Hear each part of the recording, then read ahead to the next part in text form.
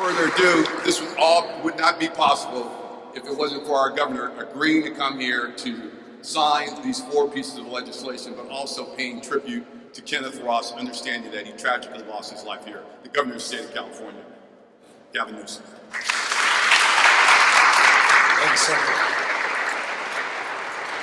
Well, not much I can add to the remarkable presentations and the advocacy, the hard work, the grit and determination that's reflected not only in the statements that were made by many of our remarkable legislative leaders, but by the advocacy they demonstrated over the course of many, many years.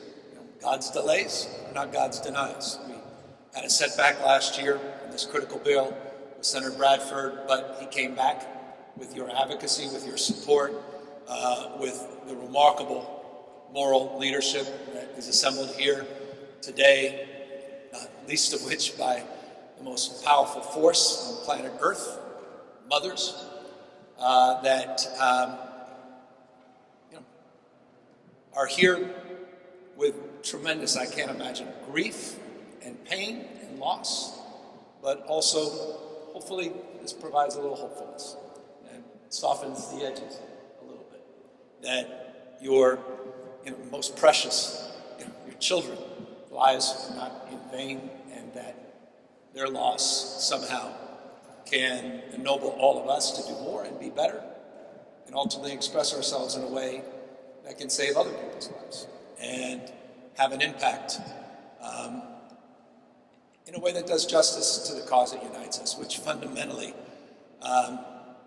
is to build trust, to develop a stronger relationship, to do more and do better, to be more, to be better in terms of how we approach each other each and every day. This has been hard. I'm here as governor mindful that we're in a juxtaposition of being a leader on police reform and a laggard on police reform. I mean, we have a lot to be proud of, but there's areas where we have nothing to brag about. California has asserted itself in certain areas, but it's remarkable that we still struggle in other areas. The senator referenced just on this critical and important bill on decertification, there's 46 other states that have established foundational laws to address that issue.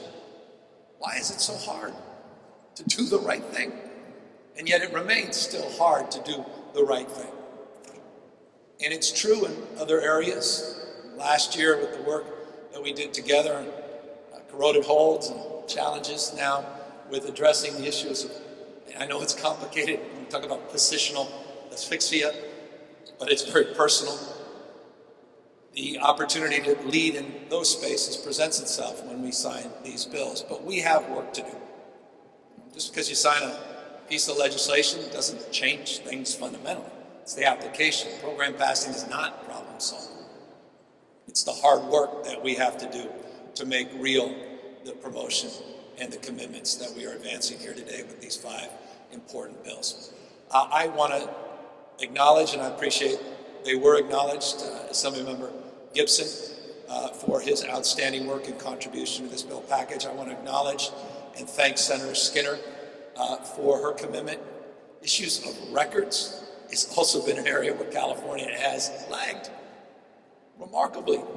Just transparency, access to basic and fundamental information. We finally were able to make progress on that, and I just want to thank the Senator for her good work. To Assemblymember Joan Sawyer, this notion of modern education, modernizing policing, credentialing, and supporting and incentivizing, raising that age. This is real progress. I want to thank you, Assemblymember, for your extraordinary work. To Assemblymember Holden, who's been out front on so many of these issues for so many years, thank you as well for your demonstrable leadership, for your progress. I was with the Assemblymember last few days signing other bills that are related to this, around issues of behavioral health. We put $4+ billion up this year, and this matters. My son was 25 years old. $4 billion to provide comprehensive screening, support, and services every child 0 to 25 in the state of California. No state has done that, and I had the privilege working with these remarkable leaders to be able to advance that this year. These things are connected. It's not just about what's on the surface, it's what lies beneath the surface that has to be addressed. And so we're here in that light, that spirit, and a spirit of reconciling, a spirit that brings us together to continue to lead and lean in and to mind these gaps in terms of your expectation and our performance as a state. So with that, as I said, I can't do any more justice than was done by the authors of the legislation to talk more detail and specificity, but I'd be remiss if I didn't also acknowledge our extraordinary Attorney General, who I'm very proud of, that also took the time to be here, who has always been a leader on reform, and now he's in a remarkable position of authority to lead on that reform. And it's critical, as I said, that we're mindful of the application of this package that we have to implement, and it is critical that we have our Attorney General here who will be instrumental in advancing that cause. With that, let me quickly sign these bills and, of course, avail ourselves to any questions. Yeah, come on around. I'm going to hand these to you. Kenneth Ross Jr. Kenneth Ross Jr. Kenneth Ross Jr.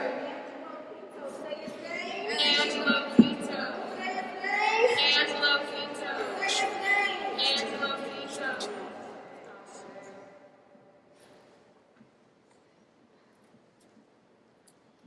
All right, where are you guys in terms of? We got 26. That's 2.